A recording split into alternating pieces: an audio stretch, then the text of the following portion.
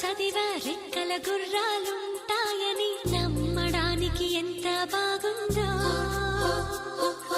బాలమిత్ర కథలో చదివ పగడపు దీవులు